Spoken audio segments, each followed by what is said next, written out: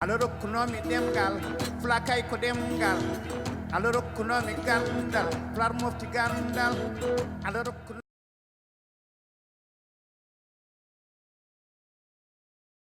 Merci, chers organisateurs.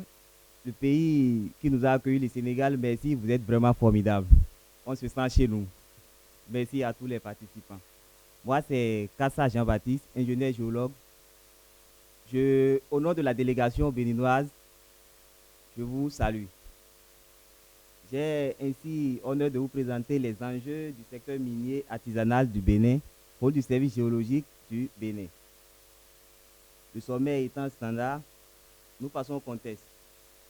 La République du Bénin est un pays de l'Afrique de l'Ouest, dans la zone tropicale entre l'équateur et le tropique de Cancer. Il est situé au nord par le Niger, au nord-ouest par le Burkina Faso, à l'ouest par le Togo et à l'est par le Nigeria. Vous voyez, Nicolas, bien sûr, nous aligner. On a le Burkina, à part nos frères du Niger. La superficie actualisée est de 114 763 km², avec une population de 10 millions d'habitants environ. En ce qui concerne la géologie, le territoire de la République du Bénin est formé d'un sol cristallin sur lequel reposent ses couvertures sédimentaires. Nous avons le bassin sédimentaire côtier au sud, en jaune là, et le bassin de Kandi au nord-est. Le sol cristallin, on a pratiquement la même géologie que le Togo. Nous avons une zone externe constituée des sédiments, des rares niveaux de métamagmatite, des schistes, micacés et du quartzite. La zone de suture, qui est essentiellement constituée des roches basiques et ultra-basiques, et la zone interne, communément appelée plaine du Bénin, qui n'est formée que des gneiss, des migmatites, des granitoïdes et des roches volcaniques. Le bassin sédimentaire, quant à lui, est constitué du sable, des argiles et des calcaires. Le bassin sédimentaire de Kandi est gréseux avec des siltes et des argiles. Quelles substances exploitons-nous? Le Bénin dispose d'importantes potentialités en ressources minérales qui font actuellement l'objet d'exploitation artisanale intense. Il s'agit de l'or, des graviers, du sable, du kaolin, des quartzites. Mais comme l'a dit M. Keita, le Bénin et le Togo sont plus axés sur l'exploitation des matériaux de construction, c'est-à-dire des granulats, des graviers enroulés, etc. Le cadre législatif. La loi numéro 2006-17 du 17 octobre 2006 portant code minier et fiscalité minière en République du Bénin, adoptée par l'Assemblée nationale en sa séance du 4 juillet 2006 et ses arrêtés d'application. Nous avons aussi les décrets de 2002-580 du 31 décembre 2002 portant réglementation de l'artisanat minier en République du Bénin.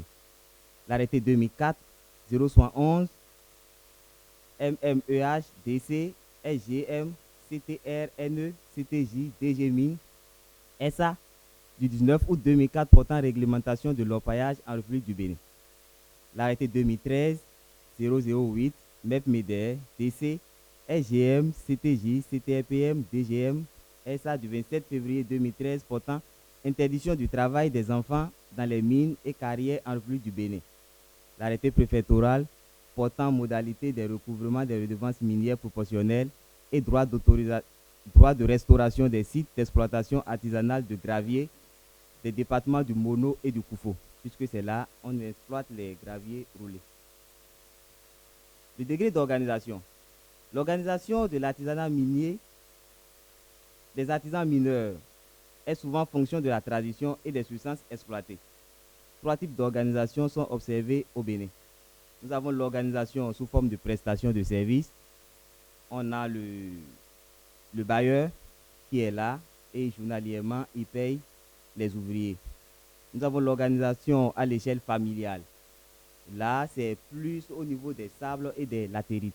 C'est-à-dire, on a un chef de collectivité, communément appelé DA chez nous, qui a un peu de moyens, qui finance, qui a son permis et les autres membres de la collectivité travaillent. Donc, il arrive à subvenir aux besoins de toute la famille.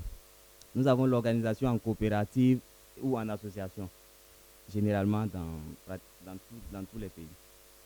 Notre rôle, au niveau du service géologique, la direction générale des mines appuie avec quelques matériaux, appuie les artisans mineurs par quelques dons. C'est-à-dire parfois on leur donne des pelles, des houes, comme nous sommes au niveau du stade artisanal. Mais elle est accompagnée aussi par la FESMIB, c'est-à-dire l'association des femmes du secteur minier, qui à l'occasion des journées de promotion de la gente féminine fait des dons et des séances de sensibilisation à l'endroit de certaines coopératives ou associations. Les impacts sur l'eau. L'eau qui intervient dans la réalisation de presque toutes les activités de l'exploitation artisanale. Les enjeux environnementaux liés à l'eau sont la destruction des lits de rivières, la pollution des eaux de surface et eaux souterraines, l'épuisement des ressources en eau par l'utilisation massive d'eau.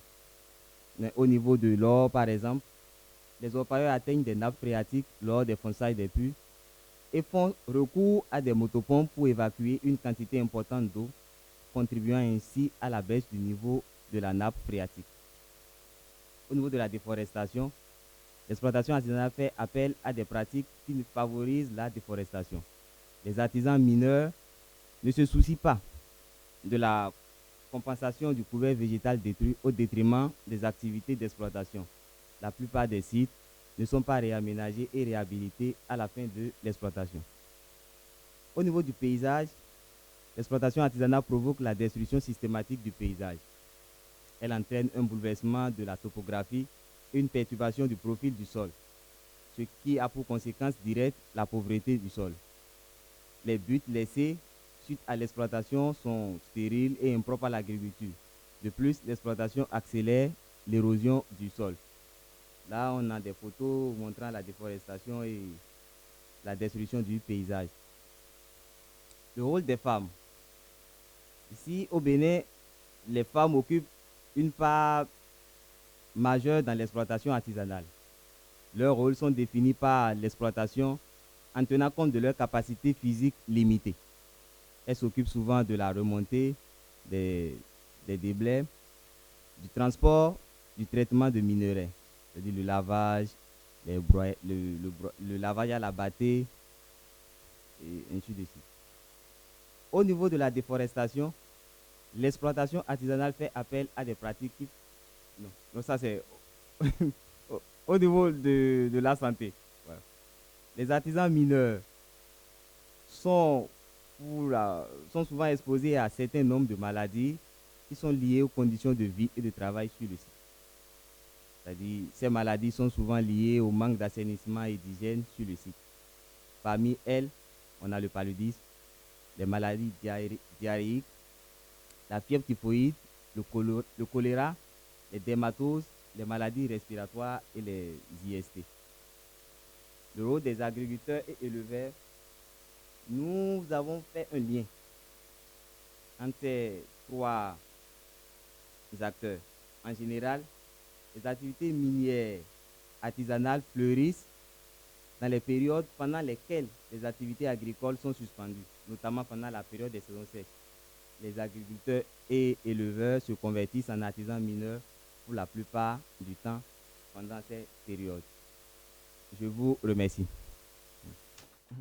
Par rapport à l'interdiction du travail des enfants, dans l'arrêté, il est prévu une amende. Donc, je peux vous envoyer tout de suite l'arrêté. À la fin, on pourra se voir pour que je vous envoie ça. Voilà.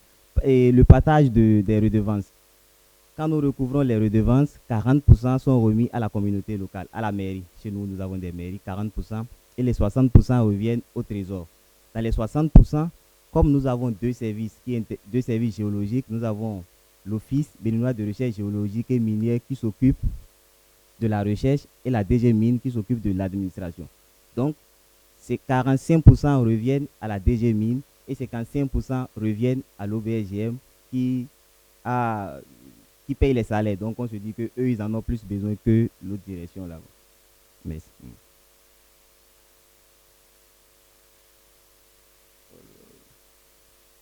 Bon, on demande aussi l'avantage quel est le rôle de nos services géologiques. Peut-être que ça n'a pas été bien développé, mais c'est-à-dire, les services géologiques sensibilisent. Ils sont sur le terrain. C'est plus ceux de la direction générale des mines qui sont à travers leur direction de la promotion, qui sensibilisent. Ils sensibilisent les artisans mineurs, plus précisément au niveau du gravier et du gravier, du sable, parce que c'est pratiquement ce que nous avons. Au niveau des concassés, comme l'exploitation est semi-industrielle, donc on n'a pas besoin d'aller là-bas. Mais au niveau du gravier, du sable et consort, il y a plus de sensibilisation. Et comme je l'ai dit, l'association des femmes du secteur minier AFESMI travaille beaucoup. Parce qu'au niveau de certaines journées, elles vont pour sensibiliser les femmes, plus précisément les femmes. Eux, c'est les femmes qui les intéressent. Comment le Bénin arrive à distinguer les différentes maladies? Bon. Sur le site, quand le vert au nord, l'exploitation se fait plus au nord.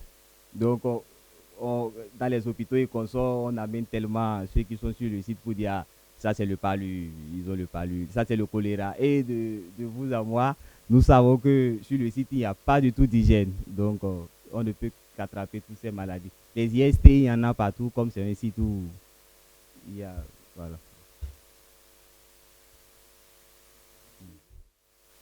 Oui, bon, nous sommes obligés de travailler en collaboration parce que si quelqu'un demande un permis, forcément, il faut que...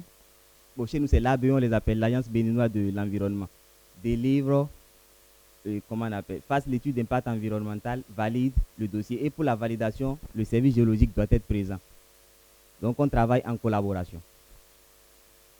Sur le terrain, bon, sur le terrain, c'est pour les visites de site que nous sommes ensemble. Pour les visites de site, mais après ça, chacun va pour faire ses travaux. Ça, les partenariats, on en a développé ces derniers temps. Bon, excusez, vous parlez de partenariat entre services géologiques ou bien entre services géologiques et artisans mineurs. Je ne comprends pas. Quel type de partenariat? Entre?